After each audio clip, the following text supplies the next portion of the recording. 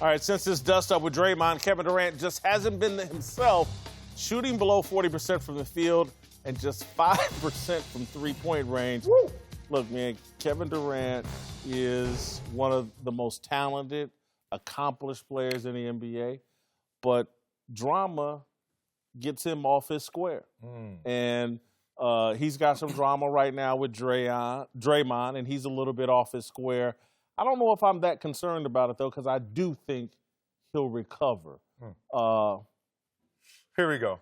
KD's acting out. This is a parental term, so you wouldn't know anything Yeah, about this. I don't know anything about it. Talking over here to another parent. Now, acting out. One thing you learn as a parent, probably a lot of people know this, but you certainly get it hit home when you're a parent, is that most communication is nonverbal. And also, to listen to people, because they're always telling themselves by their behaviors. He is acting out, bruh. He is sitting there going against the grain in interest because he's like, maybe I'm out of here and I don't want to play here. And this was the tipping point. Draymond calling me out and coming at me this way. When one, I'm already 1 foot out the door, but two, who are you? Like, in every argument I ever had in sports, it's always the first thought in response is, who is saying it? Because if you're not on my level, this can go a lot of different ways. And I think that KD is trying to be the bigger man and not point and punch down to Draymond, the lesser player. But he's trying to respect the situation that he walked into and doesn't want to tarnish it to that degree. So he's trying to play a little respect that is unfortunately hurting his game. Help is on the way. Steph Curry is going to get healthy. He will be back. Everything will be fixed. They'll be fine. They'll win another championship. But I do think that this is signs, telltale signs that KD is out that door. Steve Kerr hit it right on the head when he said that they've been in a dream. They've been in a perfect storm for the past 3-4 years where they haven't had any adversity, any injuries, any real injuries to the guys that really produced. They've had a great roster from top to bottom. Strength in numbers was a great team. You've had great veterans at the end of your team to nip small stuff in the bud.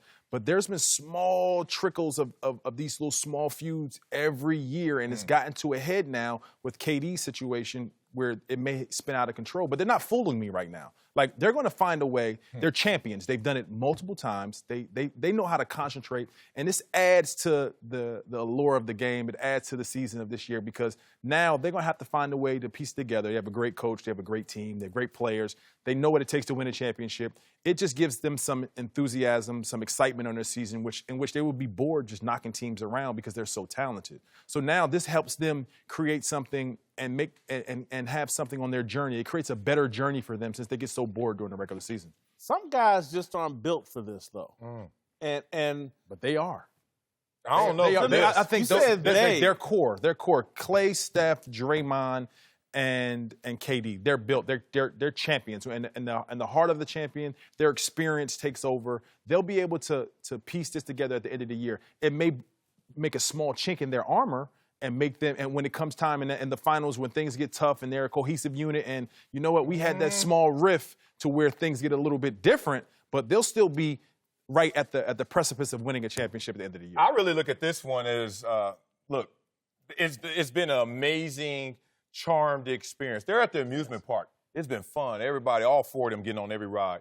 And then you ever seen that? They get a little beef, a little issue. Now that's your ride home. So you stuck at the park with them, right? And then they're like, you want to get on this one? You're like, nah, I'm good. And you're like, what? We've been getting on everything. It's been fun. You're like, no, you're just trying to get through it. KD just trying to get through this, get me home. Then I'll tell you how I really feel. I seriously think because he's not performing right now, KD can destroy this league without Steph Curry. And right now, he's using that as his issue. Okay, but yes, KD can destroy this league, but it shows you how much of a team they are. They're like Klay not being fully healthy sometimes, Steph not being healthy, Draymond not being healthy, Sean Livingston not being healthy, not having a strong bench, Andre Iguodala not being healthy. Like, this is a combination of, I think 25% of it is the KD, Draymond beef, but their team is not in that dreamland of being all the way healthy, all the way focused. But he's shooting 5%. But he is a reflection of the people around him, the spacing of Steph Curry, the spacing of Draymond playing well, making plays. That's just what it is. Listen, my point with KD is, and I do think they'll survive this, but when I say not built for it, I'm talking about Kevin Durant. And I think there is a skill to being able to play and perform when working with people you don't like or get along with. Preach, True story. And that's where I think, like, nothing, LeBron James is going to show up pretty much and give you his game, regardless of who. I don't like Spoelstra right now, but I'm still going to show up and put in this work. Yeah. I'm mad at J.R. Smith. I'm still going to show up and put in. Kevin Love, I can't stand him. Right. Here you go. Kevin Durant, I just don't know if he's that guy.